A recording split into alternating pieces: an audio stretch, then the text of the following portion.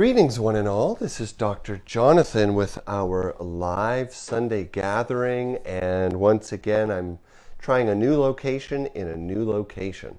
So if you're out there, let me know. Send me a little message. Send me some love. Send me some thumbs up. Susan, if you're out there, also, I am looking for your confirmation that my audio is good to go. And then we're good to go.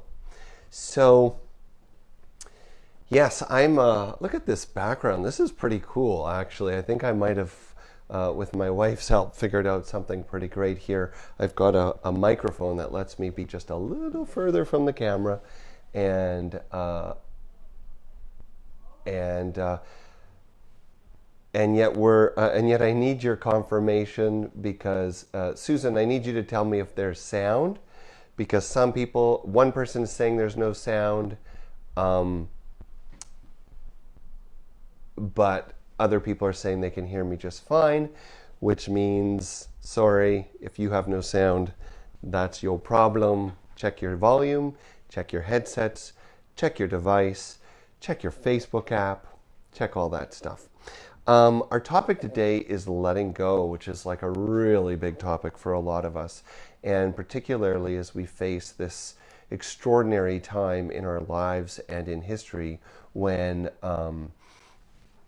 everything is changing. And as we know that when life is full of change, then life is full of letting go.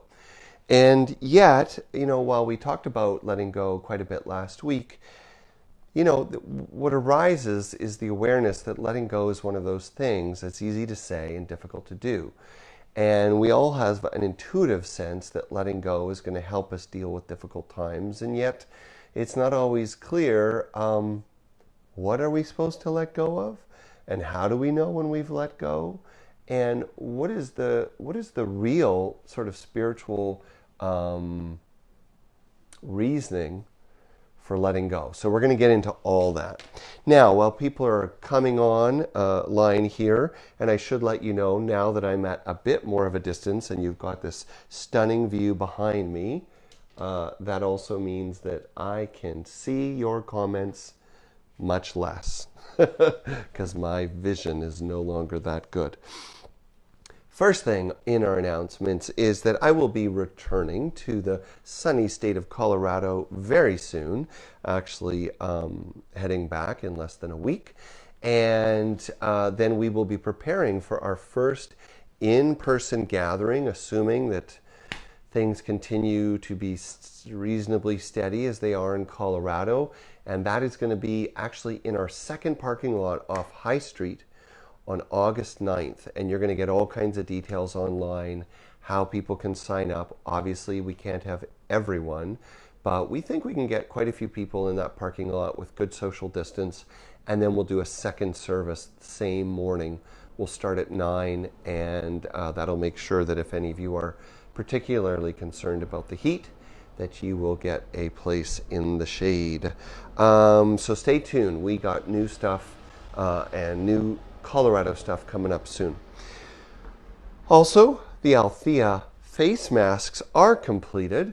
They're beautiful, they're cool, they're comfortable, they're easy to wear. My favorite thing about them is that you can kind of put them on and just leave them on without kind of always having to put it in your pocket or take it off in the car. They just drop down around your neck. And then when you go in somewhere, you just put it up, leave it alone till you leave the place, sanitize your hands, drop it down. You're good. So Althea masks are beautiful and cool. I know I'm going to order like 4 of them. Classes at Althea this Tuesday, July 28th. Another session with Robin Locke, Insights from the Elders. That's a live class. And it is $11 on Zoom. We have Suzanne Hunt's Healing Meditation Series beginning August 26th. I will be posting some new classes and courses coming up soon. So there's lots and lots of cool stuff going on. And I hope you are as excited as I am.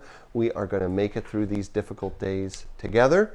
And we are going to come out of it stronger than ever, right? I'm leaning in. Who's there? Hi, Judy. Hi, Riley. Hi, Sarma. I can't quite see more right now, but greetings to all of you. The other thing that I thought was important to mention, and I'll certainly mention it at the end, is that, of course, while we are still dealing with the COVID limitations on our world, your donations mean more than ever. Your financial contributions are what keep our community connected. It keeps our building engaged and energized. We're still paying our bills and our taxes and our utilities and our staff. So even though we don't have as much income from rentals and our own programs, we're still spending money.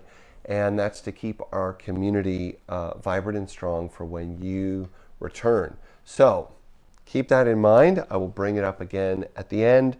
And I think it's about time to stop the announcements and get into our message of the day. I'm really excited because I have a beautiful Mary Oliver poem to read to you, and I'm looking forward to exploring the world of letting go from a deeper place. So with that, let's take a big breath together. I'm going to invite you to close your eyes, sit comfortably but alert wherever you are. Big breath in, and then hold it. And as you hold your breath, think about all the things you want to let go of. And then when you exhale, let it go. Like really imagine yourself breathing out the energy of whatever is limiting you. So big breath in again. Hold. And then really a long exhale as you're concentrating on all the things you're releasing. So when you breathe in, take a big breath in, hold it. And that's where you're kind of like gathering the stuff you want to let go of. And then when you exhale, let it be long, and really concentrate on naming, feeling, thinking of the release and the releasing of anything that keeps you from your highest good, from your open mind, your open heart, and your deepest experience of peace.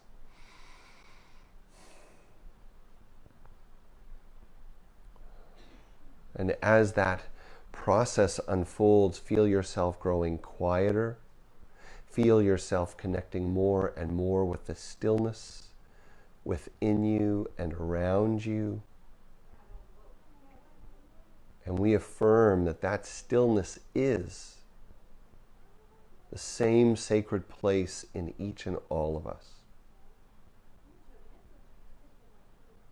That when our eyes are closed, when we connect with stillness and silence, we find the place where we are together again, where we are always together. There is no time, no space, no distance that can separate the truth of who and what we are.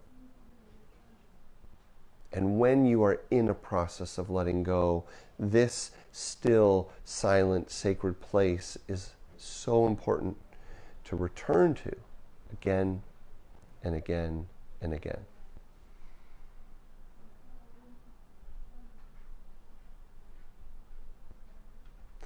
As you settle into that quiet place, let's use our statement of being as a bridge to open our minds and open our hearts, to prepare ourselves for our prayers and our reflections and our sharing. And if you remember it well, then you can just keep your eyes closed and speak it, think it, feel it with me. God is all, both invisible and visible. One presence, one mind, one power is all.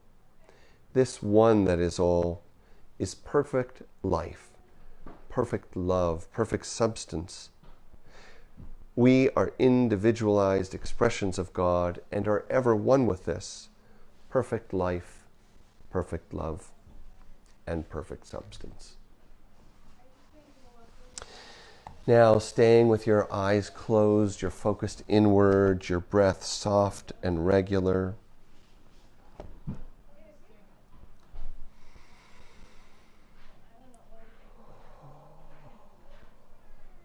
I invite you to connect with the deep feeling place within yourself that is touched by the world, the place of compassion, the place of fear, the place of love, the place where you sense every day just how connected we are as you hear the news or the stories from friends about what's unfolding in our world, not only in the intensity of the United States, but anywhere and everywhere, as we are all considering, contemplating, facing the profound nature of our interconnection.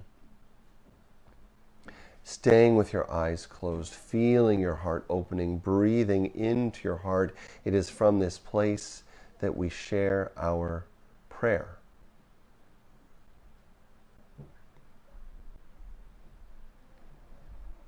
To the one that is all, light and dark, to the great mystery, our source, our substance, to the one we call God.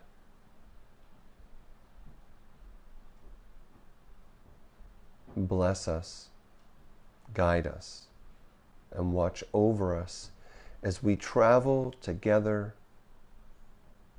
and each in our own way through these complex times of evolution and change. May we open our hearts and minds to a bigger story of life, one in which letting go is an honor, a joy, a sacred path as we unfold with the transformation of ourselves, our human communities, our natural world, our planet, and beyond. From this place of prayer, we remember our source, the unfolding galaxies, stars and planets all around and within us. Dear God, from this place of endless expansion, we invite the world into our heart as individuals, as a community, and through the power of the soul and the love that only we can share as we are, from who we are. We bless this life and all beings in it. Guide us into bravery, courage, and grace, that we might let go again and again and again with love and kindness and compassion, that we might open our eyes and hearts again and again and again with kindness and compassion, that we might discover our wholeness in each other through the brokenness and the mending of this magnificent world. A prayer of peace for each and all, everyone listening, whatever is in your heart, may we together amplify that, lift that, and to each and anyone, anywhere, in need, seeking balance, seeking connection, our blessing in this moment, that they might awaken to our true nature together. That we are one in spirit, we are united in our destiny, and God bless each one of us as we come to this knowing, each in our own way, each with our own history, each with our path ahead, and the willingness to truly travel this road of awakening together with respect for all life.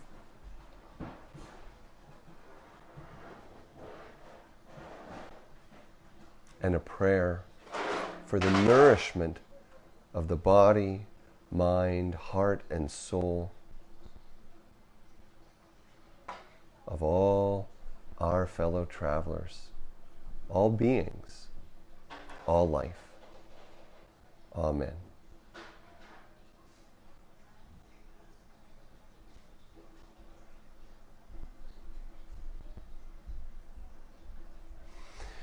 So, as we come back to our room here, I'm actually, with my new microphone, I'm able to move around a bit, and I'm going to see.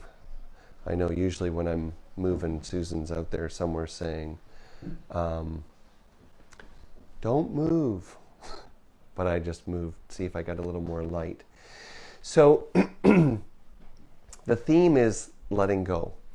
And the theme comes to us because as we face change, change requires letting go. All growth, all healing, all coping, all evolution requires letting go. Anything that we call a change, anything that we call a transformation, anything that we call growth is implicitly a letting go. And in the end, the more we explore and study what letting go is, the more we recognize that letting go is a moment by moment process. That letting go is literally the foundation of life itself. Every morning we wake up and we let go of yesterday. Every breath we take in comes because we've released another one just prior. For every healing in the body, for all growth, there are the cells that are born and there are the cells that die. There is no life without letting go. Letting go is the answer to all problems, to all challenges, to everything before us. And yet, what does that really mean? So what I'd like to do is share a poem by Mary Oliver and a story. And it's a short story. It's a Zen story about letting go. And I'm trying to think of where we want to start. Let's start with Mary Oliver. Look, the trees are turning their own bodies into pillars of light, are giving off the rich fragrance of cinnamon and fulfillment. The long tapers of cattails are bursting and floating away over the blue shoulders of the ponds. And every pond, no matter what it is, what its name is, it's all nameless now.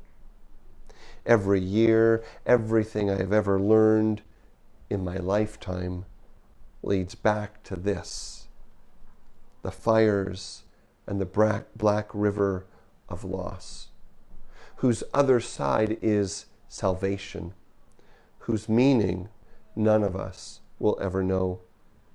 To live in this world, you must be able to do three things: to love what is mortal and hold it against your bones, knowing your own life depends on it, and when the time comes to let it go, let it go. This beautiful poem by Mary Oliver affirms that letting go is really the nature of nature. It's the nature of human growth.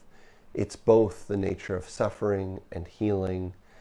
And yet, so many of us have grown up in a world that perpetuates the illusion of control, the illusion that things can stay the same, that we might be able to achieve something and hold on to it, that we can have the American dream or whatever country's dream you have, a vision of how things should be, and that when you finally get there, you can guard it and defend it and keep it. And yet, that's not exactly what most of us experience.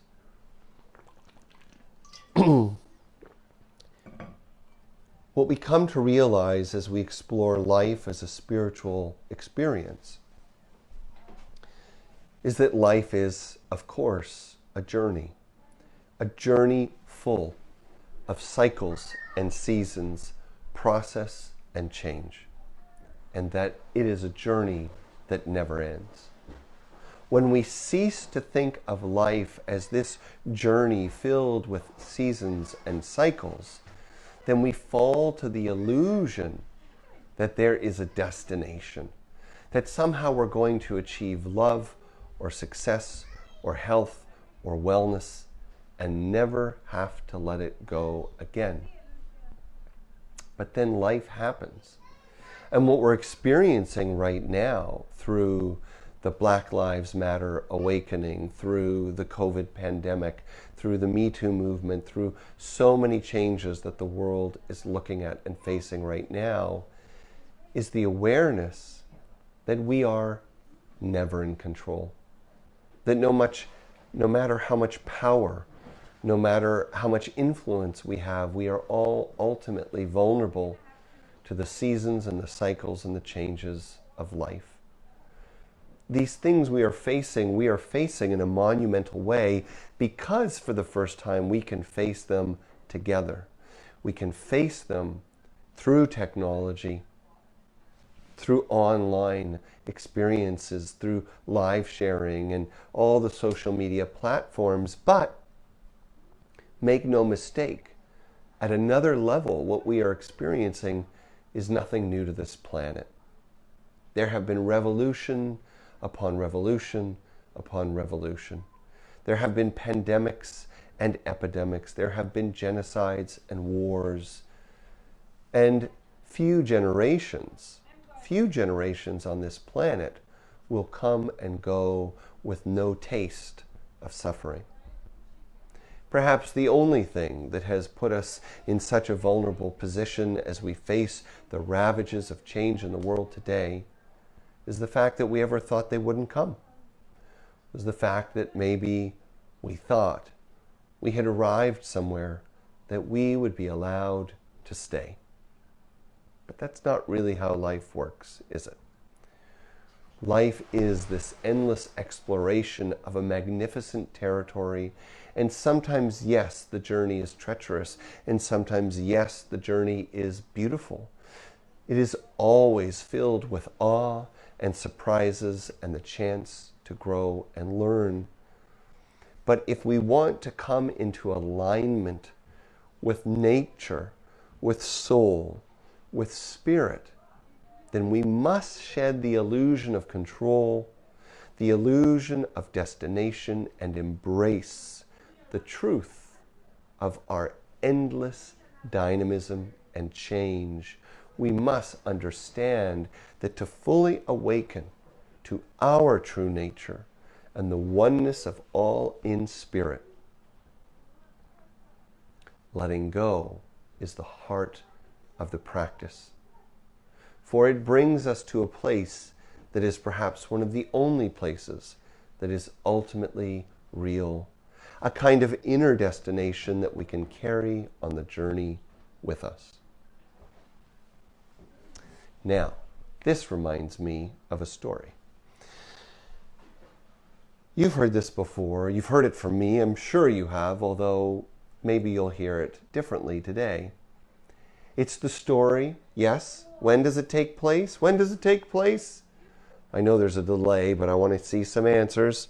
I'm just going to sit here twiddling my thumbs till I find out when you think the story takes place.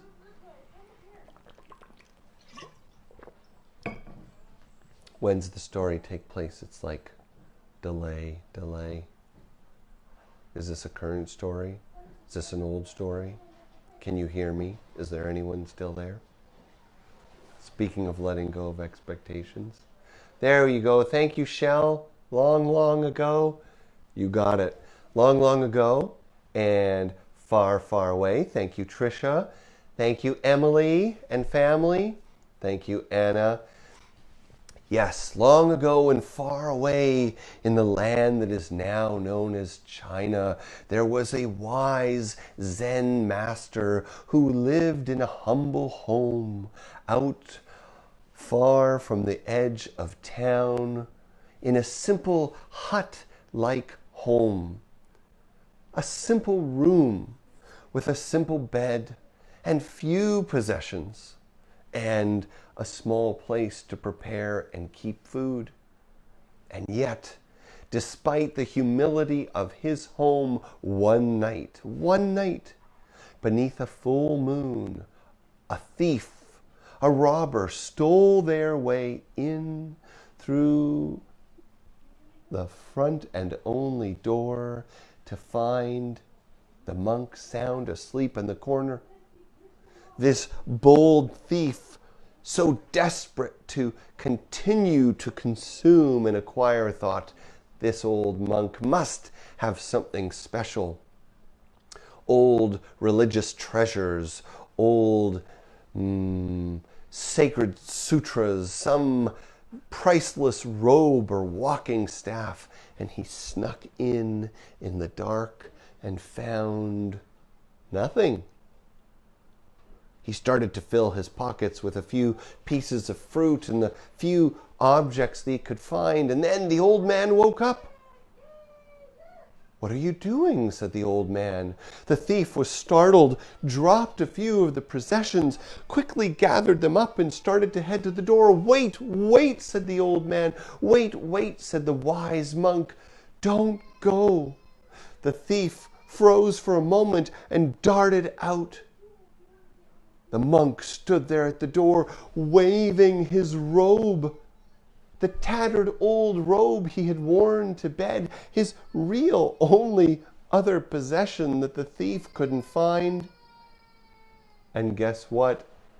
The thief turned back to see the monk standing there naked in the moonlight, waving his robe, yelling, "You forgot this!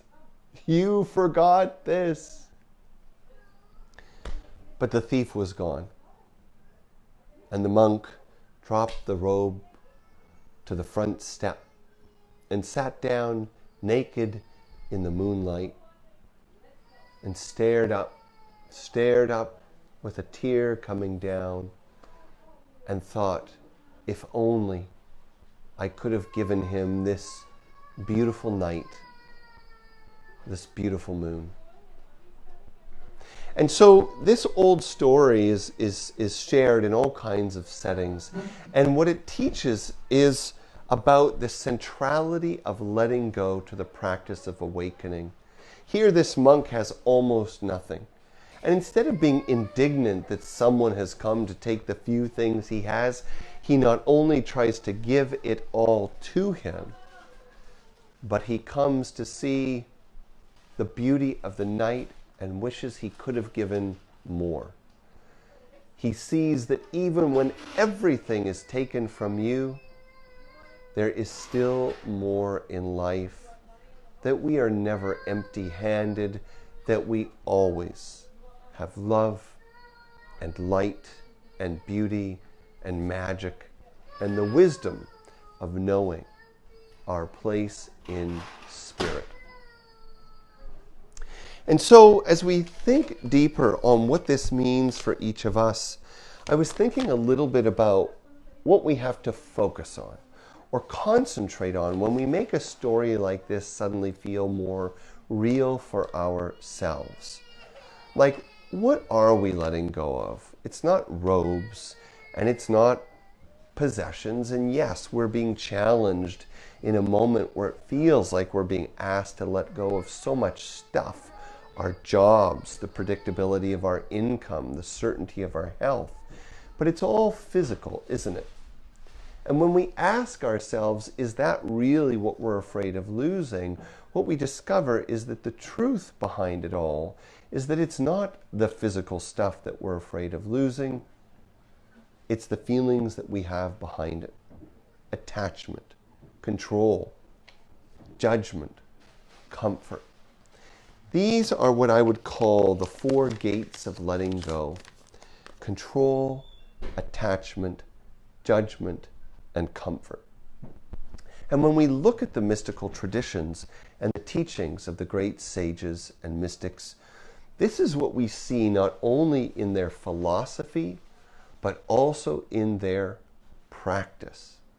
That they cultivate a consciousness in which they understand and demonstrate that all control is an illusion, that all attachment is a source of suffering, that judgment is nothing more than a false projection, and that comfort is something that we must think of as a fleeting privilege and not something that we are entitled to, in fact, more so, a kind of delusion that keeps us from what we want most. You see, if we are in a relationship to any one or all of these four kind of traps, control, attachment, judgment, and comfort, if we cling to any of these things, then we are guaranteed to keep ourselves from life's greatest beauty, from life's greatest lessons, from life's greatest unfolding. In fact, when we go through these three gates of letting go, control, attachment, what we come to is the realization of the great gifts of letting go, to learn, to create, to grow, and to experience deep, abiding peace. So let's, I can see that my signal's a bit weak. I'm sorry, I hope you can still hear me. But let's look at this for a second. Letting go is very often perceived as hanging on to something, but we fail to recognize that wherever we commit to hanging on, we are preventing something from coming in. So think of accumulation of things you don't want to let go of as filling your hands and arms with possessions. And now you are so overwhelmed with the things that you carry. What will you do when you find something new? How will you bend over and pick it up? How would you take what someone offers you? The heart of the mystical tradition is to let go of everything so that you are perpetually ready to receive.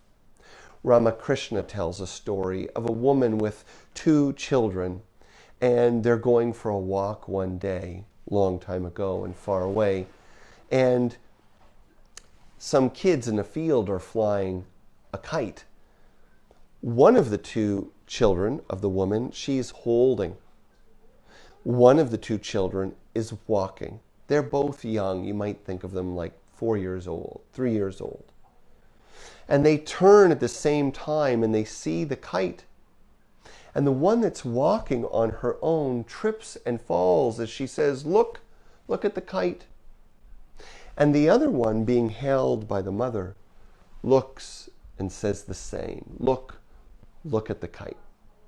The analogy that Ramakrishna talks about is that we must have faith in spirit, in life. The way the one child is being carried by the mother is a way of living in which we return to spirit again and again and again, so that no matter what we see, no matter what distracts us, no matter what comes through our path, we are always held up.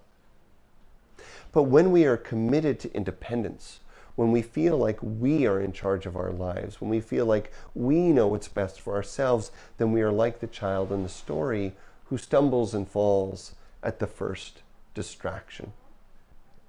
So you see, letting go, ironically, is about receiving. We let go so we can receive.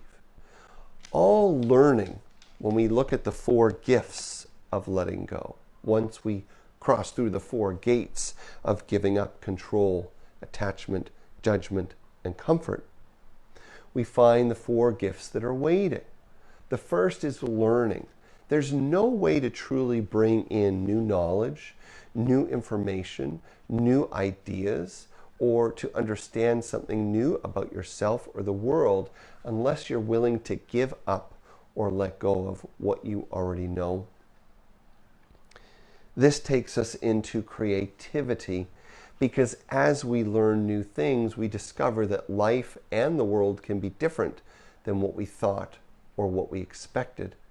But again, our greatest creativity lies hooked on the trap of letting go. If we don't let go of what we know, if we don't let go and begin to learn, if we don't let go of what we think we want and how we think it should look, then it's very hard to let the creative spirit come to life within us. Letting go, of course, as an extension of these two steps, is also what brings us true growth. As learning and creativity come into our hearts, into our minds, into our choices, into our lives, we are finally allowed to realize who we are differently, to evolve, to shed the limits of life, to shed the wounding of life, and to truly grow in spirit. Evolution, revolution, it all requires letting go. Not only those who have, but those who have not.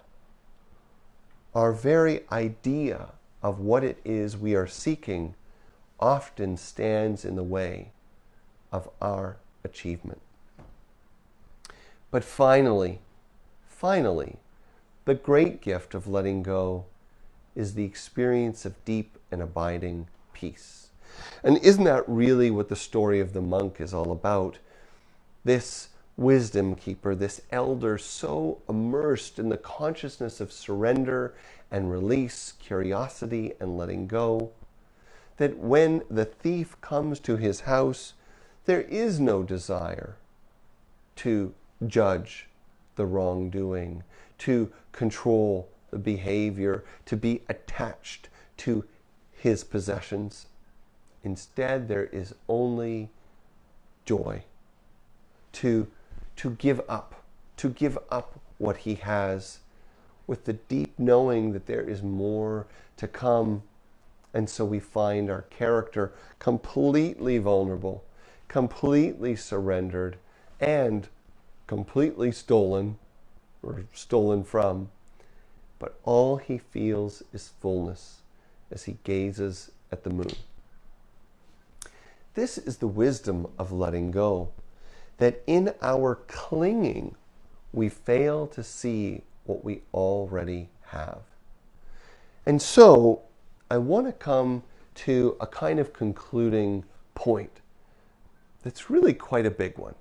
In fact, it's a little bit of a curveball, because at the beginning and end of all this, there are really two principles that I hope you'll take away.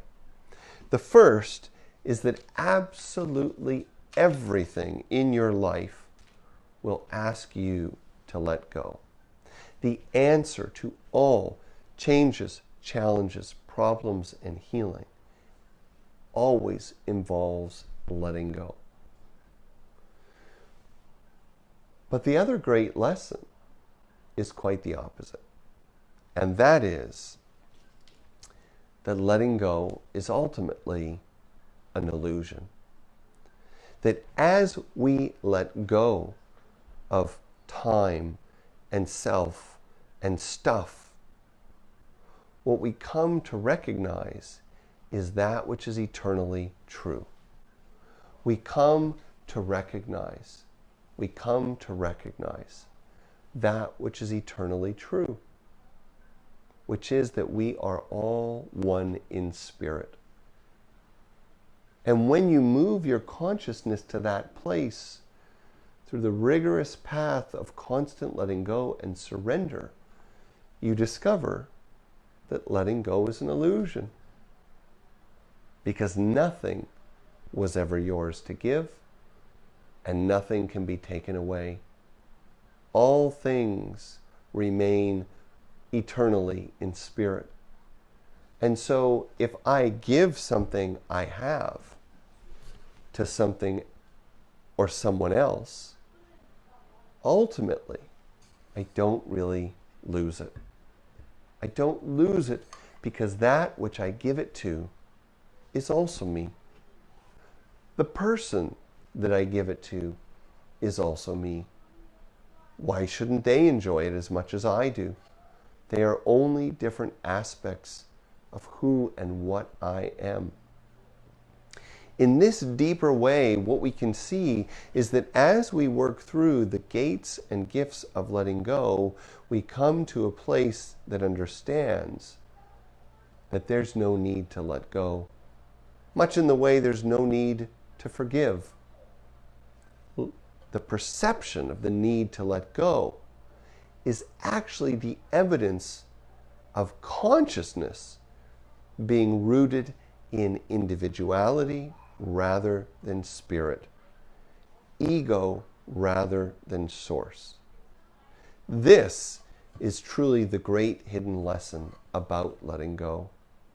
There is nothing to let go of when you know that we are all one in spirit. When people die, when people pass over, they are not gone, but only change form. When the economy changes, when health changes, when the way we thought things were going to be changes, all those things are only transformations of energy, a constant energy that never ever promised that things would ever stay or be the same. Letting go is the work of coming to the place that understands that it was an illusion all along.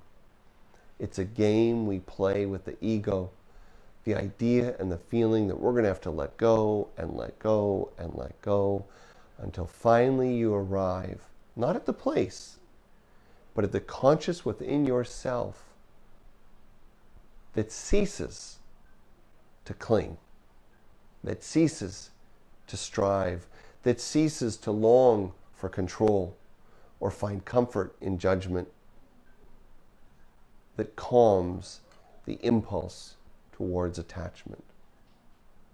When this consciousness is achieved, when this place in the self is discovered, then the journey, which continues and will take you through endless cycles of challenge and creation and loss and gain, we will have the peace and equanimity to witness, to love, and to learn from it all. And so this is our big lesson for today, and ultimately this really is our big lesson in the world, isn't it? To understand that letting go must become a way of life until it is no longer needed, for there is nothing left to let go of. And if it doesn't sound good to you, if that doesn't sound like fun, or it doesn't sound like the program you want to be in, I would caution you, because life is bringing us to a place where this lesson cannot be refuted or resisted. When we move with it, when we allow it, when we embrace it, then peace, growth, learning, and creativity become ours, moment to moment and day by day. So, we're going to come to wrapping up, and I hope that's helpful. I want to remind you of some of our announcements, things that we'd like you to remember, and then we'll close with our Mary Oliver poem again, and a prayer to bring us to peace together. So, remember, look out for the Althea outdoors social distance live gatherings on our property that will be coming up in the second week of August. Remember that new classes and courses will be posted in the next couple of weeks. Robin Locke's class is coming up. Suzanne Hunt's class is coming up.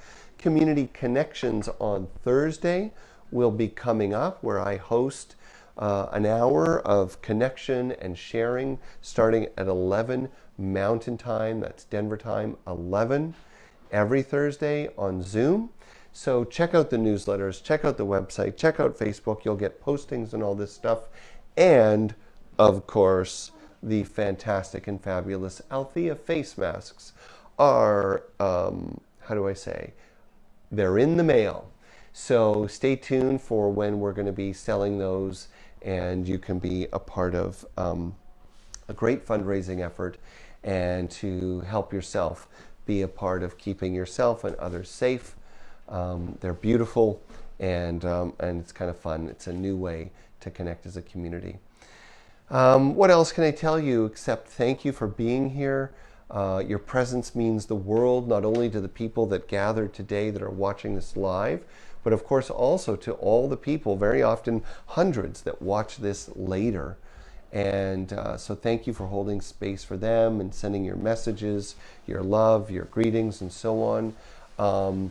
Thank you for sending your blessings for each other. I see a special prayer right there, prayer request for Ann Anderson, who is in surgery for appendicitis. Blessings to Ann. And blessings for our community, each and everyone involved. Don't forget, we do have the prayer partners, a wonderful group of healing prayer practitioners. So you can send prayers to them, or you can also find out how you can join them one day. And of course, also thank you for the donations. There's no question that it is a hard time to get through in the summer, where people are busy doing other things, distracted and worried about their own economic future. But your donations are what keep our building vibrant and in preparation for our return. Your donations are what keep our staff employed and together. Your donations are absolutely critical at this time, and I know it's a hard time for you to give, so we are extra grateful for all of you who have made it a priority to keep Althea strong. I think those are the announcements I have for now. So once again, thank you to each and all of you for being here, and to the Althea board, the Althea staff, the Althea team. Let's read this beautiful Mary Oliver poem one more time, and then we'll finish with a little blessing. All right, thank you out there. A beautiful blessing about letting go by Mary Oliver. Look, the trees are turning their bodies into pillars of light, are giving off the rich fragrance of cinnamon and fulfillment. The long tapers of cattails are bursting and floating away over the blue shoulders of the ponds, and every pond, no matter what its name is nameless now. Every year, everything I have ever learned in my lifetime leads me back to this: the fires and the black river of loss, whose other side is salvation, whose meaning none of us will ever know.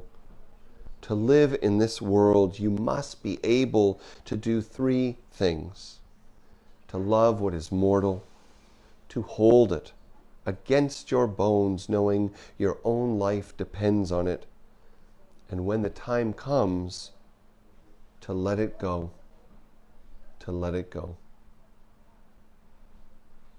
And so, catching your breath, closing your eyes, let us take a moment to feel the stillness that is the heart of our connection, the silence between and beneath all thinking and doing.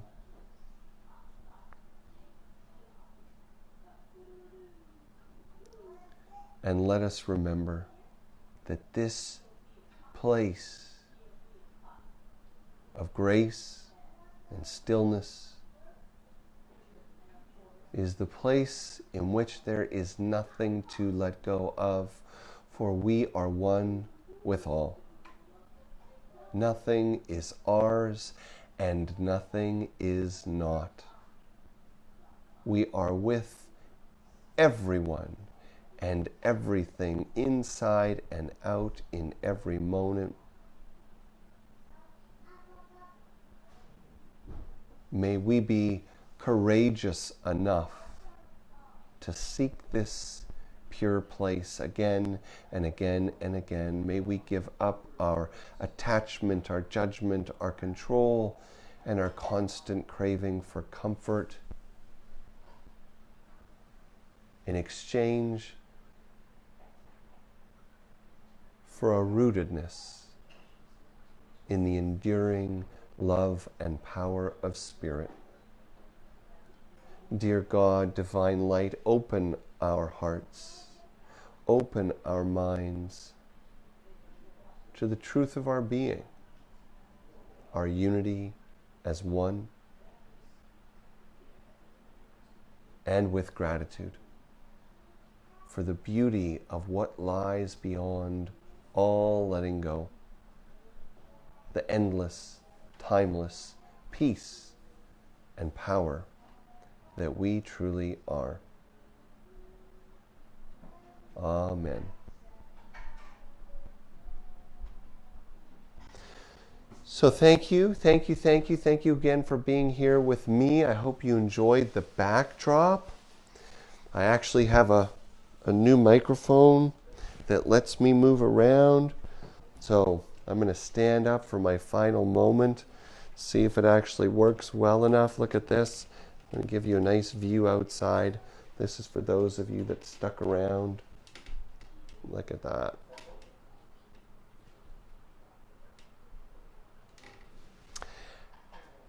Have a beautiful day. Be good to each other. Be good to yourself. And thank you for your presence, your generosity. And hopefully we'll see you soon.